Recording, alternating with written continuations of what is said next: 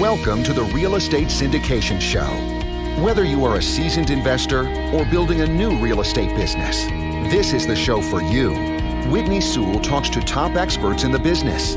Our goal is to help you master real estate syndication. And now your host, Whitney Sewell. I'm Whitney, host of the Real Estate Syndication Show. Every day, I'm interviewing experts that will help you to successfully invest in or grow your syndication business. Hit the like and subscribe button so you'll be on track to learn from the best in the industry. Our guest is Jason Mittman. Thanks for being on the show, Jason. It's a pleasure. Glad to join you. Jason, you've got a wide array of experience, and give our listeners a little more background about your experience and how you got into this business. Well, I got into the business at the wide age of 18 in 1989. I was mowing lawns and went to this wealthy individual's home, and extraordinary. And I looked at his backyard and said, I don't have any skill to cut this grass. You need a gardener, but if you'll teach me for free, I'd love to learn. And he was so impressed by my honesty, he kind of looked at me cock-headed and said, well, I don't have time to teach anybody, but thanks for your honesty. If you need anything, here's my card. And he gave me his card. And as any 17-year-old would do, you kind of scratch your head, and it had office, direct, and mobile. And this is 89. So I didn't know what direct was, so I called it. And about a week later, he goes, Bob Jory, that was his name. He's a magnificent man. And I said, Mr. Jory, my name's Jason Mittman, and I came to do a bid on your yard. He goes, I know who you are. What do you want? And I went, well, sir, I'd like to ask you a question. And then he goes, you just did. What do you want? He was always about time as your precious asset. And said, well, I'd like to know how you're rich. Again, no adult would ever ask that. And there was this long pause. And he said, are you asking me how I make money or how I'm wealthy? I said, aren't they the same thing? He goes, not at all. Be at my office Monday at 9 a.m. It's a professional firm dressed appropriately. So I showed up. It's a giant law firm. Huge, biggest in San Antonio, Texas. And they walked me down to the hall, and he said, come in, and had me sit down on one side of this enormous desk. And he said, I make my money as an attorney. I'm wealthy from real estate. Do you want to learn? And he took me under his arms for 6.5 years and taught me everything. And it was almost like Karate Kid. Sweep this building and paint these pilings and join me at these real estate meetings. And this is what a financial statement is. And this is how you approach a banker. And this is what matters. And this is what a lease is. And to this day, having that mentor in my life, combined with my competitive drive, unwillingness to ever give up, is probably what's gotten me through this far. Wow. It's another perfect example of you never know who you're talking to, right? That's you exactly never know who right. you're talking to, and just your honesty, just your blunt honesty really made a connection with him. That's exactly right. Honesty, hard work, and giving others respect are pretty critical keys in our business. So tell me what your focus is now. What do you do? The primary focus has always been buying value-add retail shopping centers in secondary markets near major cities. I want to take advantage of the big towns, but I don't want to pay the big town prices. And it's typically easier to get permits and the other things. Assets have been poorly managed, poorly maintained, and take advantage of those. Now, I've also added where I'm focused on building medical buildings and strategic partnerships where we'll get a very large piece of dirt. They'll handle multifamily. They don't know retail. I'll do the retail or medical office. And there's a great synergy because you're essentially buying in bulk, a discounted price. So it's a little bit of everything, but more focused on new construction and then hedging, repositioning our retail to be more quote unquote Amazon proof, if there is such a thing. So retail is the biggest thing you're focused on right now. That's right. That's the bulk of my portfolio. I know you have experience in a lot of different areas of real estate, whether it's the medical office, multifamily, multi-tenant, all those things I listed out. So why retail?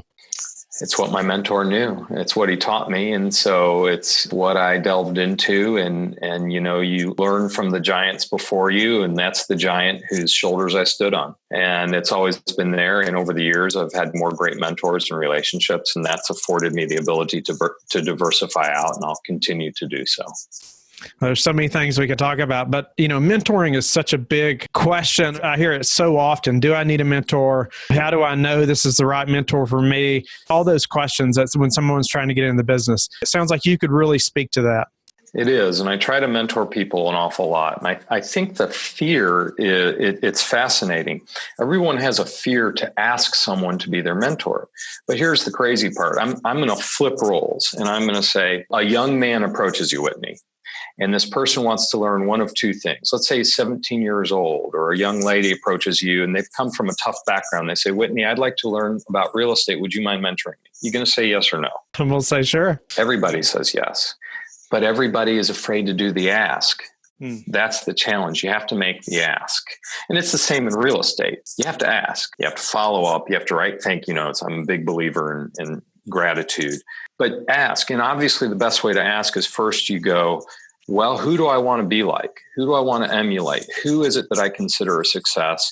And you need to push yourself towards those people, and you need to be around them, and you need to demonstrate your desire to work and show up on time and other key aspects, and find those people. And, without being harsh, we all have the same 24 hours a day. It's what we do with them. So if you're around people who are not like where you want to be, if you're around people that were what you were 5 years ago versus what you are 10 years from now, those aren't the right mentors. Those are anchors. And I know it sounds cruel. The best thing you can do for you and them is go find the right mentors. And then maybe someday you can go back to them and help them climb out. It does nothing for anyone to be around the wrong people to pull you back instead of the right mentors. Find out what you want to be. Find out who you want to be like. Now just go approach them and find them. It's so much about who you surround yourself with, isn't it? Mm-hmm. Somewhat mentor that I was speaking to this past week, I was in the military, and it just hit me, this analogy of when you're running in formation, and the listeners who are prior military will understand, but when you're in the front of that formation, the guy at the front left, he's setting the pace. And when you're up there in the front running, you don't want to fall back. It's like these other people are pushing you to go forward, and I just like that analogy of being surrounded by those guys in the front, and they kind of help keep you up there. That's exactly right. The smartest guy in the room is the one who's listening, not talking. And so find those mentors and listen and ask and grow. I do an exercise once every 3 months, time management. That's real simple. I write down a list of everyone I'm speaking to that I talk with more than 5 minutes a week. It's a free form, as many names as you can. And then I go do a lunch or go for a hike or go for a walk. And then I come back and I prioritize who in that list am I actually spending the most time with. Number 1, 3. And then I go through that list and go, who should I be spending the most time with? And then you have to, and it might be the person you're spending 0 time with.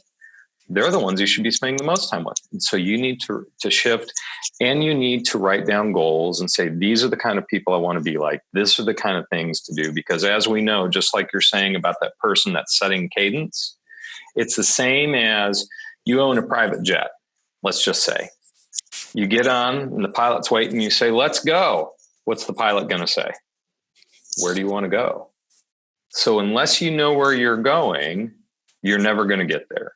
The mentors will help, but you got to set the pace. You have to pick where you want to go. You have to have goals. They need to be very action definable, and you'll get there with good mentors. And again, the other thing is show up. And then I believe in relentless forward progress and never give up. We have first world problems. We will not have issues like the rest of the world. And if you just give up and keep going and rely on good mentors, you will eventually be successful in real estate.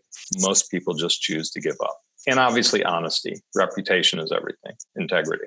I really like what you just said. Never give up, and how we just have first world problems. Yeah, you travel to a few other third world countries, and it really help your perspective on our daily problems that we complain about, right? A little more about how the mentoring has changed through your career. That first mentor, obviously it took you under his wing, and then you got some experience and you found other mentors, or do you have many? How often did that change? Gosh, not much. It changed from that core mentor to more of emulating key people and key business partners that I've been fortunate enough to be around, and making sure I find the resources. And it's now shifted where I want to focus on mentoring and growing my team, my staff is best. How can I mentor them? How can I coach them, combined with proper hiring? And that's kind of the third leg, is as you grow and you get to a larger business model. I started with nothing, 0, nothing. If I can do it, anybody can. I didn't go to a pedigree college. I didn't start with a big bank account. What I started with is a desire to learn, integrity, and you have to work your rear end off. And so now if I can mentor others, and you can grow a company with that. So I make sure I hire very, very well. And if the hiring doesn't work out, well, they're gone. And Mandy, who's my right-hand person, every time I see her succeed, I push them more for more, for more, for more. So as a mentor, you should be doing that with those you're mentoring. And as a mentee, ask for more. It's quite a wonderful feeling when you see that person succeed. It's like almost a child when you see him hit the first baseball. It's wonderful. Our guest is Matthew Baltzell. Thanks for being on the show, Matthew. Whitney, it's a pleasure to be here. Thank you for having me. I'm looking forward to this conversation about mentors. It's a big topic. I hear it all the time. My calls every week, numerous times, about how did you pick a mentor? How did you find them? It's such a big decision, right? Do I spend all this money? Do I not? What do I do? I've developed these 5 steps to finding a real estate mentor for free, or real estate mentor for free. So first, everybody should know is that mentoring is not about you. And that I feel like is the first misconception is like people come across needy. It's about me. It's about me. People are coming at it from the wrong angle. It should be about helping the other person. The first step that you're going to want to do is become a person of value. Now, if you think about it in the marketing world, they call it the spiral effect. Like if you think of like a tornado, like a coral, keep going up and up and up and up and up and up. People want to be around people that are making moves and going upwards momentum. And I believe that's one of my successes starting a podcast and starting a virtual meetup is people see that and they see you as more credible, more serious, and therefore they're more likely to help you and not expect anything in return, but you might be able to help them down the road. So first thing you want to do is become a person of value. What are your strengths? What are you good at? It might be underwriting, it might be communication. And I know people that are listening to this might think that they don't have something to offer, but that's not necessarily true. You can go on people's websites. You can look at their copywriting, their photography, their videos, a million different things. I have a list. I'll introduce the list later. But the second thing you'll want to do is what do you have to offer? And then you want to develop a credibility kit. In the syndication model, people speak a lot about credibility kit, your team, but think of it as the way of being when you're looking for a mentor, you are your own entity. So you're going to want to have your own credibility kit. Now, a lot of people shoot themselves in the foot and they say, I don't have anything, or I'm just not good enough. It's a mindset problem already. Yeah, it's your mindset. So what you want to do already is you don't want to limit yourself. You never want to say anything negative about yourself. So if you've read 1,000 books, you've read 1,000 books. Okay. That's a start. Don't say, I've only read 1,000 books. I don't know anything. You've read 1,000 books. You know something. So you're going to want to create a website. You're going to want to develop yourself as a personal brand, whatever you want to do, start there. So develop a website. Second thing you'll want to do, you'll want to put pictures. You'll want to add things to this website that you've done. So imagine if I'm coming to you and I say, Whitney, I really want to get involved with you. You have several people reaching out to you every single month. Who's credible, who's not? But imagine you come across me. I say, Whitney, go to my website. I've read 1,000 books. I've taken a course. I got a 2.9 GPA. I had bad grades the first semester, but I was working 40 hours a week. I've walked several properties. I know cap rates in this area. And you're like, all right, the spiral effect. This guy's going up. I don't know. I kind of like him. I don't know anything about the Tucson market, but he says he's got it covered. Shoot me a report. I'll get back to you in a month. It's a way to stand out, right? I mean, if I get numerous people asking this, and I do, often, but you can say, hey, Whitney, I've done these things. You don't have to be this big entrepreneur yet, but most people can do something like data research. Even if I have to give you some guidance on what I'm looking for, if you show me just what you said, like you have done these things, you've put yourself out there, you've educated yourself some, what you can do. I wouldn't expect you to be an expert, or you wouldn't be reaching out to work for somebody else. You'd be doing it yourself. Right? Yeah. And that's great points. Yeah. If you're not going to sell yourself, nobody is going to gas you up and sell you. So you have to be able to sell yourself to get your foot in the door. And once you get your foot in the door, like think about if you're trying to go to the grocery store, you're going in there. If you can't even get in, you can't even buy any food. But once you're in there, you're like, I came in here for chicken, but these Doritos are looking good. Like my appetite's adapting, right? So you're going to want to sell yourself. Website, create a thought leadership platform. I'm not the most experienced person in the syndication model. I'm almost, I'd say, pushing around 2 years now, but I wanted to create a real estate podcast, get other people on my show, and network and develop my skill set. So when I take my skills back to America, I'll be that much more developed. So you can create a thought leadership platform. courses you've taken. There's no excuses. You can take online courses online. You can go to your community college. You could take several of these courses syndicators have. They're all online, right? So degrees, and you want to get pictures, testimonials. You might know a Fortune 500 fastest growing entrepreneur, top 30 for 30, whatever. Get a testimonial, put that on your website. Once again, the spiral effect. You might see on LinkedIn that Whitney's connected to so-and-so and he's a senator or a governor from the States, right? So that's what you're going to want to do initially. And you're also going to want to identify what your weaknesses are. So if you approach somebody and they say, hey, I am looking for somebody to underwrite. You don't want to lie, right? So you want to be honest. And it's not bad to have weaknesses.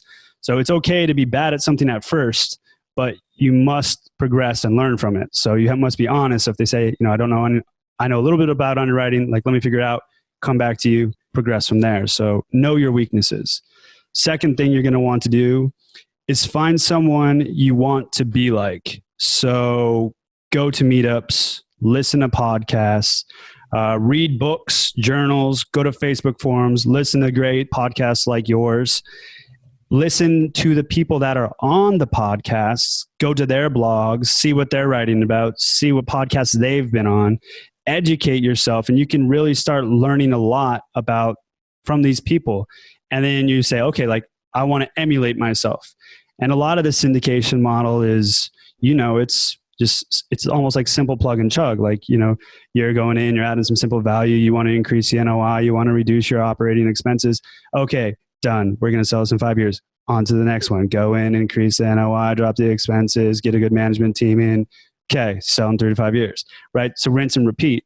And that's a lot of it. That's a lot of what you're learning from these people is if they've been doing stuff successfully leaves clues. So as long as you are listening and you're following what they're doing, odds are you're more likely to be successful. Mm-hmm. So write down the observations that you find on blogs. What are people talking about? What are people saying? Learn the lingo, learn the jargon, and you'll really be able to start picking out kind of like a niche of where you see that you could fit in. Even on that, also, finding someone that you want to be like, most likely this person has posted numerous times on social media or Bigger Pockets, even more specifically, where you can learn a little more about them and what their focus is and even some track record and even see what other people are commenting, on their posts. So you learn more about that individual.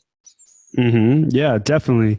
And so when you're seeing all this stuff, you should be starting to develop a clearer picture of where you see yourself fitting in within the industry. And I know that sounds a little bit nebulous, but you're going to have to develop your own style, and you'll develop your own style of speaking. You'll develop your own style of investing, and you won't know until you really put yourself out there. So you must start. So the third thing is you must have clarity. So what are your goals? Are your goals to become a future sponsor? Do you want to raise capital? Do you want to acquire 10 units a year? Do you want to own 1,000 units in 6 years? I think that's important to really know and clarify your goal going in. And that can always change. And I know everybody says the syndication model is going big and large multifamily apartments, but it's not for everybody. And, I could even speak on my behalf, I'm finding my own place within Boardwalk Wealth and where things are as well. And I'm like, hey man, maybe I'm cool with being Scottie Pippen. I don't need to be Michael Jordan whenever, I'm still on the team. I get to travel the world. Do I need to be the main guy? So these are all kind of things that your goals can constantly change, but I think it's important to have a goal going in. And then why? Why do you want to mentor? Your mentor might ask you that, why do you want to mentor? And you say, oh man, I want to get rich and I want to do this. And man, everybody's busy, all the sponsors, capital raisers, time is limited. And if you can't sell yourself and you can't explain to somebody why you want to mentor, then you're out of luck. And also, what are your expectations?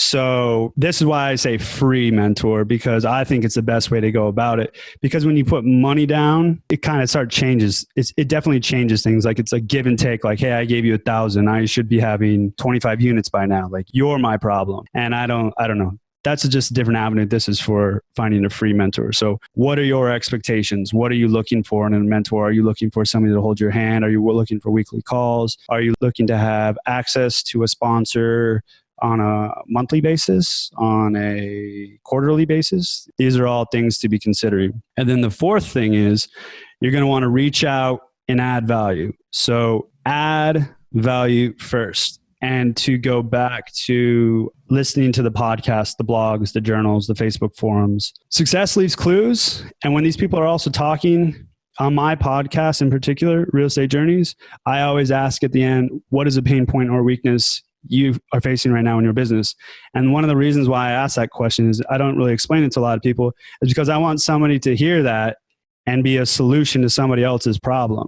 And people say deal sourcing, people say time management, people say all sorts of different things, right?